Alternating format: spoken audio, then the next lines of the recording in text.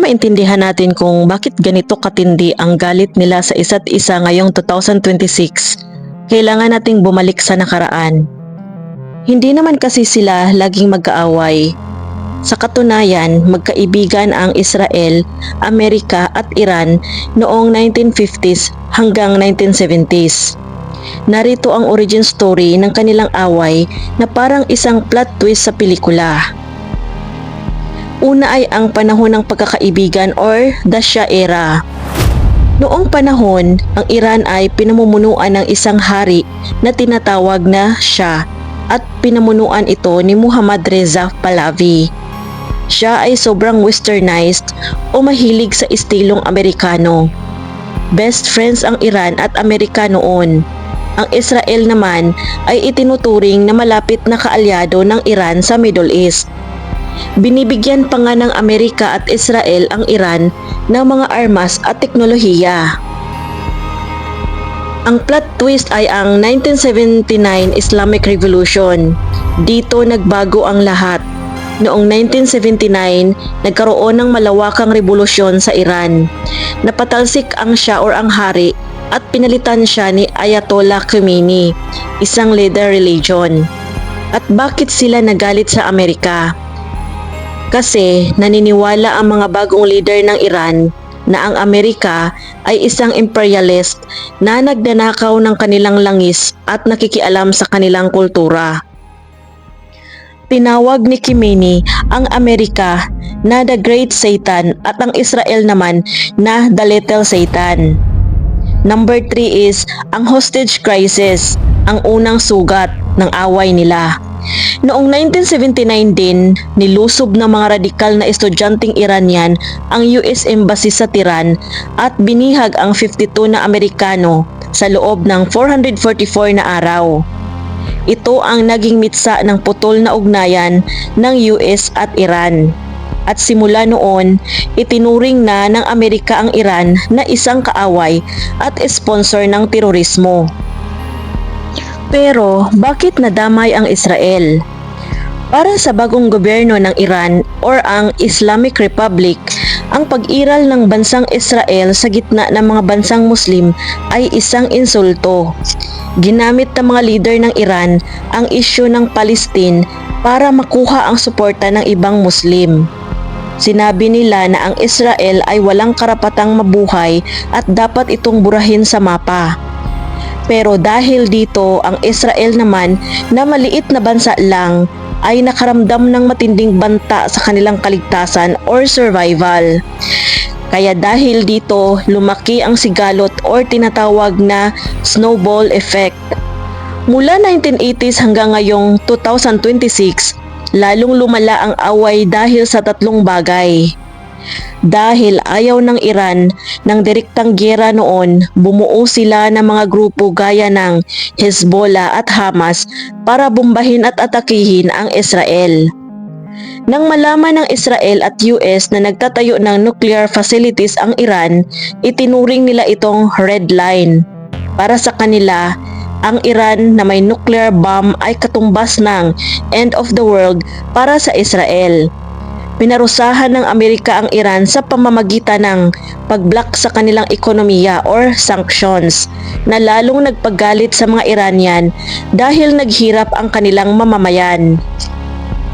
Sa madaling salita, nagsimula ang away sa revolusyon ng 1979. Ang dating magkakaibigan ay nag-away dahil sa ideolohiya at relihiyon.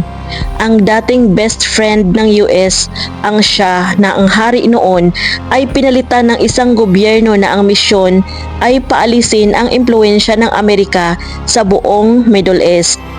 Ang nakikita natin ngayong March 2026, ang mga missiles at pagsabog ay ang pagsabog ng galit na naipon sa loob ng halos 50 taon. Ngayon kasalukuyan na taon, isang Sabado ng umaga February 28, 2026, habang ang mundo ay nagkakape at naghahanda para sa katapusan ng linggo, may lihim na operasyong inilunsad ang Estados Unidos at Israel. Tinawag ito ng Pentagon na Operation Epic Fury. Sa loob ng ilang linggo, Tahimik na nagpapadala ang Amerika ng dalawang dambuhalang aircraft carrier na ang pangalan ay USS Gerald R. Ford at USS Abraham Lincoln sa Persian Gulf. Biglang-bigla nagliwanag ang kalangitan ng tiran. Hindi ito fireworks. Ito ay mga precision missile strikes na tumama mismo sa sentro ng kapangyarihan ng Iran. Sa gitna ng usok at kaguluhan, kumalat ang balitang hindi inaasahan ng marami. Ang Supreme Leader ng Iran na si Ayatollah Ali Khamenei ay napatay sa loob mismo ng kanyang compound sa Tehran. Sa isang video message sa Truth Social, kinumpirma ni President Donald Trump ang balita. Sinabi niya sa mga mamamayan ng Iran, ito na ang inyong pagkakataon para bawiin ang inyong bansa. Para sa Israel, ang operasyong ito ay necessity o kailangan upang pigilan ang banta ng nuklear ng Iran bago maging huli ang lahat. Hindi na nanatiling nakatumba ang Iran. Kahit pumanaw ang kanilang pinuno, ang kanilang militar or IRGC ay agad na kumilos. Kagabi hanggang madaling araw ngayong March 1, ang langit ng Israel ay napuno ng mga puting guhit mula sa Iron Dome interceptors. Nagpakawala ang Iran ng mga ballistic missiles at drones hindi lang sa Israel kundi pati na rin sa mga base ng Amerika sa Iraq at Syria. Damay ang mga karatig bansa.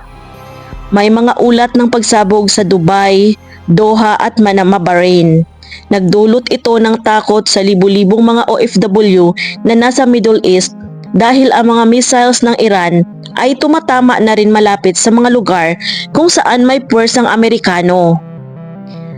Kinumpirma ng mga rescuers na may isang babaeng namatay at mahigit 120 ang sugatan sa Tel Aviv matapos makalusot ang isang missile sa depensa ng Israel. Ngayong linggo ng hapon, ang tensyon ay nasa sukdulan. Dahil patay na si Khamenei, ang Iran ay pinatatakbo pansamantala ng isang konseho. Nangako ang kanilang security chief na si Ali Larijani na hihigitan pa nila ang ganti.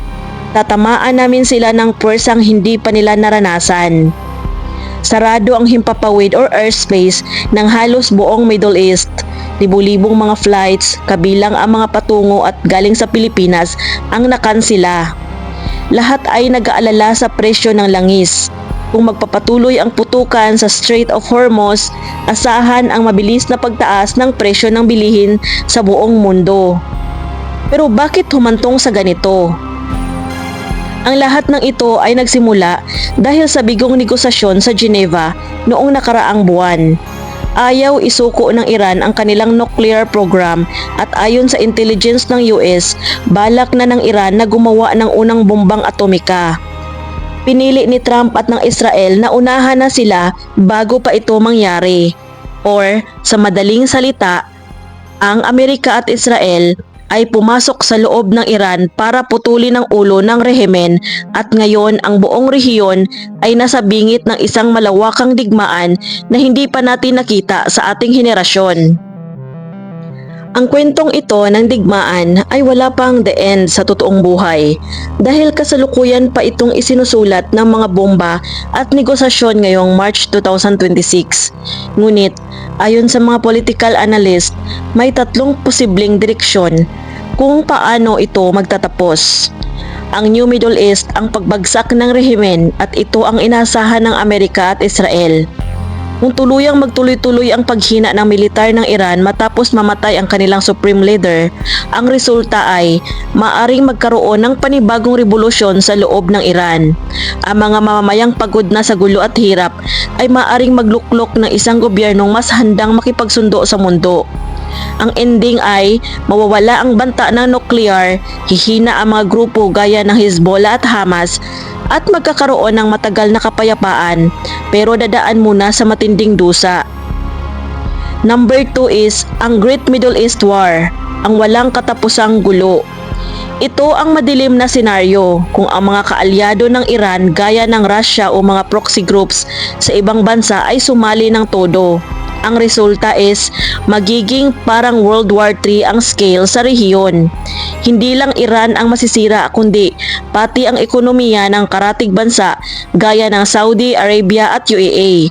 Ang ending, isang rehiyong puro guho, milyon-milyong refugees, kabilang ang mga OFW na kailangang ilikas at isang pandaigdigang crisis sa ekonomiya na tatagal ng dekada. Number 3 is ang cold peace or diplomacy of fear. Matapos ang matinding palitan ng missiles ngayong linggo, maaring namagitan ang bansang kagaya ng China. Resulta is magkakaroon ng ceasefire o tigil putukan dahil parehong takot ang lahat sa tuluyang pagkagunaw ng mundo. Ang ending naman ay walang malinaw na panalo. Babalik sa Cold War, ang sitwasyon ay hindi nagbabarilan pero laging nakatutok ang baril sa isa't isa. Alam mo ba ang aral sa likod ng digmaan na ito? Sa bawat giyera, ang tunay na talo ay ang mga karaniwang tao. Ang mga pamilya sa Tiran na nagtatago sa basement, ang mga pamilya sa Tel Aviv na tumatakbo sa bomb shelters, ang mga OFW na nagtatrabaho lang para sa pamilya sa Pilipinas pero ngayon ay nangangamba para sa kanilang buhay. Ano ang maaari nating gawin? Sa ngayon, ang pinakamahalagang ending para sa ating mga Pilipino ay ang iligtas na pag-uwi o seguridad ng ating mga kababayan. Sa huli, ang digmaang ito sa pagitan ng Iran, Israel at Amerika ay hindi lamang usapin ng mga missiles, drones o kapangyarihan. Ito ay kwento ng mga pamilyang nagtatago sa mga bomb shelter sa Tel Aviv, ng mga sibilyang nangangamba sa kalsada ng Tiran at ng mga libu-libong mga Pilipinong nanalangin sa gitna ng desyerto na sana ay matapos na ang putukan. Habang isinusulat ang kasaysayan na to ngayong March 1, 2026, isang bagay ang malinaw. Sa bawat pagsabog, ang mundong ating kinagisnan ay unti-unting nagbabago. Ang tanong na lamang ay kung kailan mananaig ang diplomasya sa ibabaw ng puot at kung kailan muling sisikat ang araw sa gitnang silangan na walang usok ng baril. Manatiling mulat, manatiling mapagmatyag at higit sa lahat, manatiling ligtas. Ito ang ating ulat para sa araw na ito. Maraming salamat sa pakikinig.